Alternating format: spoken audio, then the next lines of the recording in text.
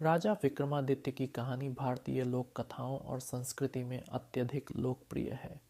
यह कहानी सिंहासन बत्तीसी और बेताल पच्चीसी जैसे संग्रहों का हिस्सा है।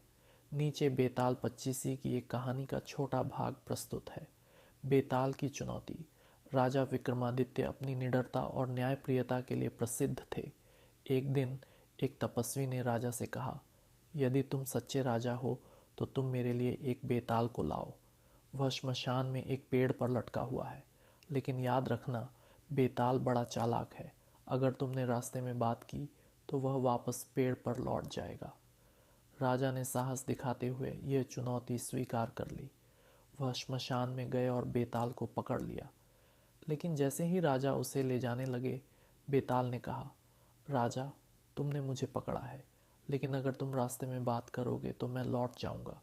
मैं तुम्हें एक कहानी सुनाऊंगा और उसके अंत में तुमसे एक सवाल पूछूंगा।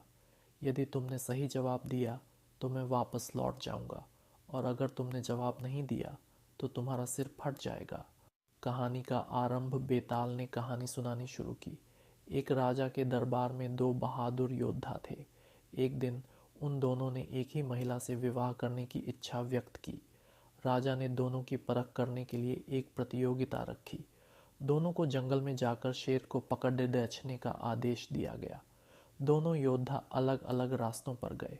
पहले योद्धा ने अपनी बहादुरी से शेर को काबू में कर लिया और उसे दरबार में ले आया, जबकि दूसरा योद्धा शेर को मारकर उसकी खाल लेकर आया। बेताल ने राजा से पूछा, अब बताओ, इन दोनों में से असली बहादुर कौन है? राजा का उत्तर। राजा विक्रमादित्य ने थोड़ी देर सोचा और कहा, पहला योद्धा अधिक बहादुर है, क्योंकि उसने बिना मारे शेर को काबू में किया। यह साहस और दया दोनों का प्रतीक है। राजा का उत्तर सुनकर बेताल हंसा और बोला, सही जवाब, लेकिन अब मैं वापस लौट रहा हूँ। और वह पेड़ पर जाकर फिर लटक गया। आगे की कहानी राजा ने हार नहीं मानी। उन्होंने बार बार बेताल को पकड़ा और हर बार उसकी पहेलियों का उत्तर दिया। उनकी बुद्धिमानी और धैर्य ने बेताल को भी प्रभावित कर दिया। इस प्रकार राजा विक्रमादित्य की कहानियां हमें साहस, बुद्धिमत्ता और न्याय का पाठ सिखाती हैं।